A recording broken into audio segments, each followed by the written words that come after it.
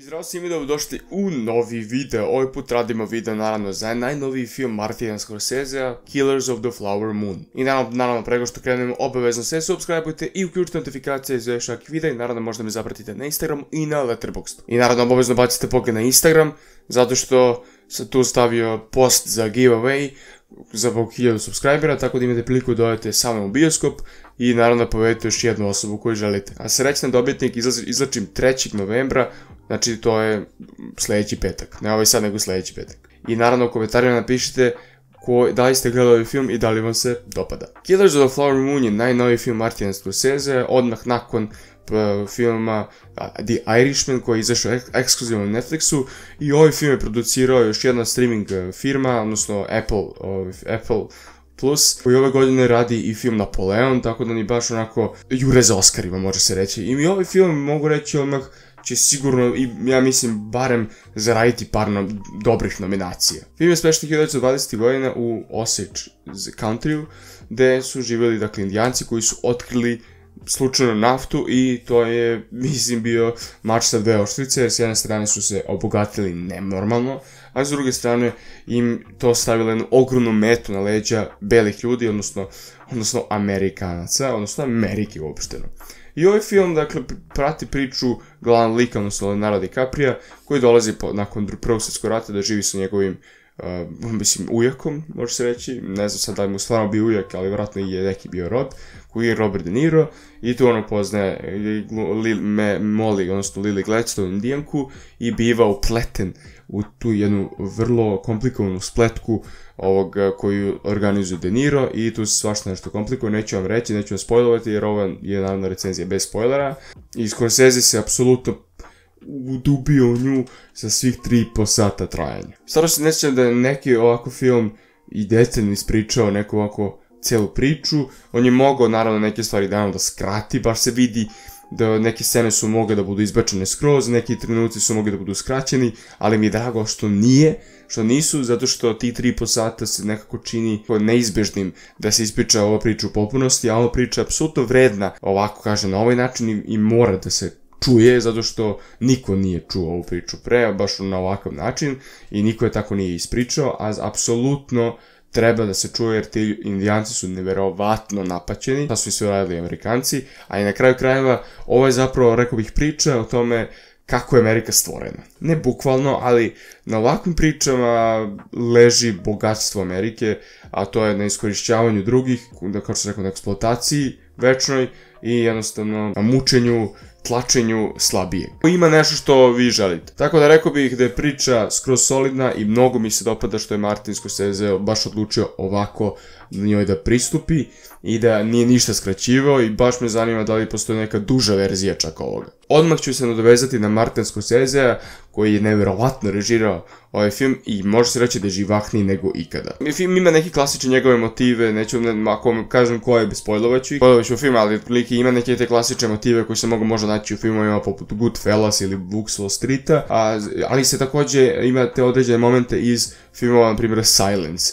I mnogo mi se dopada što je kombinovao sve to u ovoj film. Možete prepoznati da je ovo Scorsese film, ima također te karakteristične tracking shotove da kamera iz jednog kadra prati likove u jednoj određenoj prostoriji, koji su bili fantastično snimljeni. Pored toga film je snimljen izvrsno i montiran je neverovatno. Zaista mi je drago što je montiran na taj način, jer jednostavno ne bi bio tako dinamičan film i ne bi uspio da mi održi pažnju 3,5 sata. Mislim da mi ovaj film čak više držao pažnju od Oppenheimera koji je trajao 3 sata. Ali jednostavno Scorsese nekako toliko dominira kadrom na jedan od najiskusnijih reditelja današnjice, koji još uvek rade zapravo.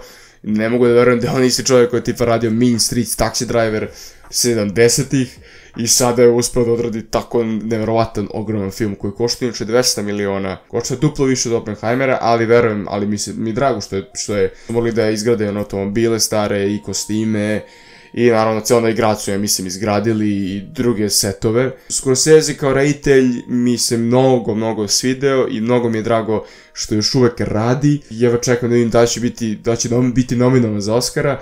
Kad za režiju se nadam da hoće, jer je kriminalno to što je on dobio samo jednog Oscara za režiju, to je za The Departed, koji je dobar film naravno, ali jednostavno ne dobije za Vuk s Wall Streeta, za Goodfellas, za Silence čak. Scorsese uglavnom ume uglavnom da vas nekako onako izloži dok gledate film, pogotovo ako neka upečatljiva priča koja ima veze s kriminalom, tipa Vuk s Wall Streeta ili Goodfellas, prikaže taj život s druge strane zakona, malo ga romantizuje s jedne strane, ali ovaj film apsolutno ništa ne romantizuje, ovo je teška priča koja vas odvali, koja vas udara konstantno. To mi se isto dopada što je Martin nekako i sazreo još više kao reditelj. Čovek uči dok je živ, uči još uvek kako da pravi filmove i da nijedan reditelj realno ne može da nauči skroz da napravi film. Uči konstantno neke nove tehnike, nove načine da ispriča priču, a Scorsese je jednostavno uspeo da ponovo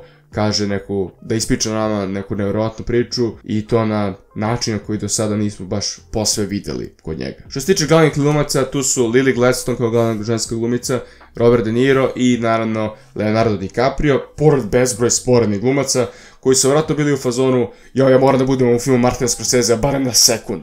Sada ne znam da ću naći slike svih njih, ali evo, na primjer, bio je Brendan Fraser, bio je John Lithgow, bio je Jesse Plemons, njih se sećam, bilo je dosta bezbroj nekih faca koji su vam poznate, ali su kao, poznate su, ali ne znate odakle su vam poznate. Što se tiče samog Leonardo DiCaprio, koji je kao glavni muško uloga ovde, on je bio neverovatan.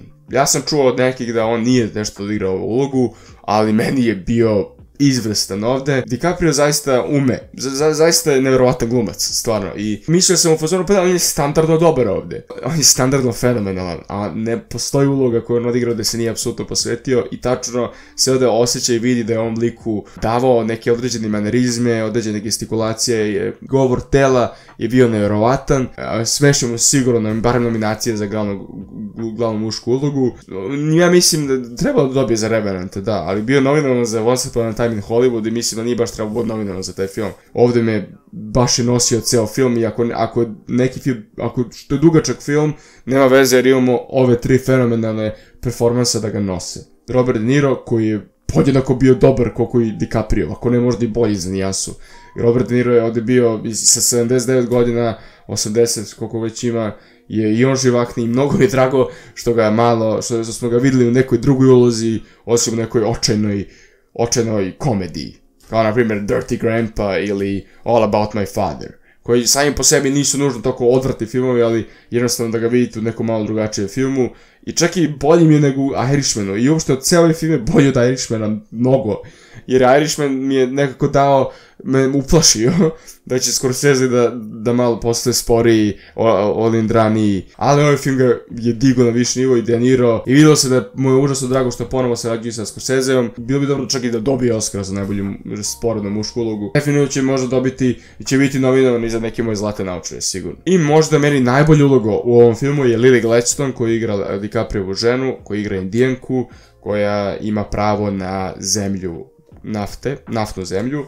Njen performans ovde mi je oduševio. Ja mislim, ako neko ima šansu da dobije Oscara ovde, to je ona. Barem nominaciju, ali ako ima neku šansu da dobije baš Oscara, to je Lily Gladstone. Nju nisam gledao ni jednom filmu, vidio sam da gomilo par nekih poznatijih filmova, ali ovaj film će nju sigurno da je onako bude odskočna daska za mnogo popularnije i veće projekte. I drago mi je i treba, jer je njen performans ovde bio izvrstan. Ono pomenuti naravno i muziku koju je radio Robbie Robertson, koji je radio muziku za neke druge Scorsese filmove poput Irishmana ili Vuk s Wall Streeta i slično, i baš mi se dopala muzika.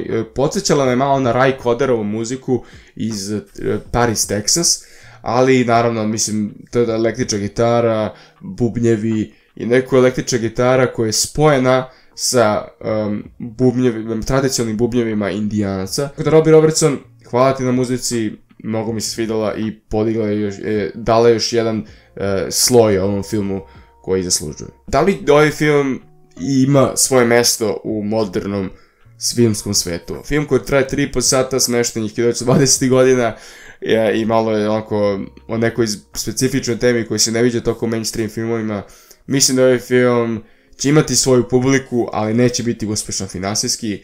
Film ima $200 miliona je budžet bio, a zaradio je tipa 23 miliona za prvi vikend, što je ništa, ali nadamo se da će imati uspeh online, digitalno, zato što je ovo film Apple film koji će biti streamingovan samo na njihovoj platformi. To će biti s Napoleonom.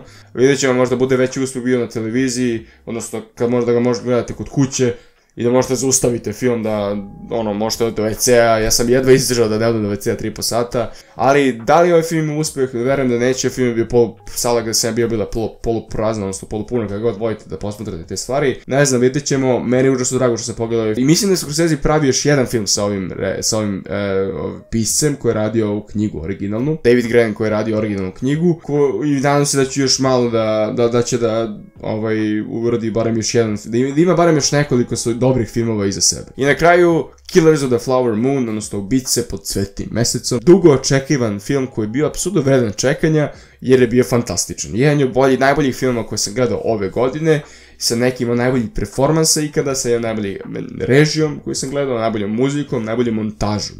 Ovaj film ima sve što jedan film treba da ima i dugo nisam, od Oppenheimera nisam gledao film. Nekako film, gledao sam dosta filmova između takvih, ali koji su izašli ove godine. Ne gledate neko bez veze glupost koja traje sat i 40 minuta, koja tu samo napravi lovo sa učesnim specijalnim efektima, i vizualnim efektima koji čak nisu ni dobri, koji nisu, kao što je rekao Martin Scorsese, roller coaster, zato što on smatra da su oni svi filmi roller coasteri. Ne, ovaj film je nekako, ima što da kaže i to kaže na način na koji samo Martin Scorsese može da to kaže. To mi se mnogo dopalo i jako bih volao da imam još više ovakvih filmova u mainstreamu. Ima filmova, naravno, ima takvih filmova gde god, ako znate da ih tražite, ali ovi filmovi nam trebaju da bi podsjetili ljude da su se malo odmakli od klasičnijeg bioskopskog iskustva i klasičnijeg stvaranja filmova. Drago mi je što Scorsese to još uvek radi i tu je danas podsjeća i ujedno stvara nevjerovatna filmska ostvarenja. I nadam se da ima barem još par pre nego što će da se penzioniše ili ne da Bože nešto drugo. Ako bih dao ovom filmu ocenu, dao bih mu 9 od 10, odnosno 4,5 od 5. Fantastičan film, možda ne znam, neko mi nije 5 od 5 film, ali jeste sigurno 9 od 10 i sigurno ću ga gledati još jednom kod kuće kad bude bio i možda se ta ocena podigne na najvišu ocenu. To je bilo to današnji pregled, nadam se da vam se dopao, vi mi obavezno napišite u komentarima da ste gledali film, da vam se dopada i gde vam staje u listi Scorseseovih filmova. Bacite obavezno pogled na giveaway, imate još uvek vremena da se prijavite, a i ova se emisija sljedećeg slušanja ili viđenja odjavljuje.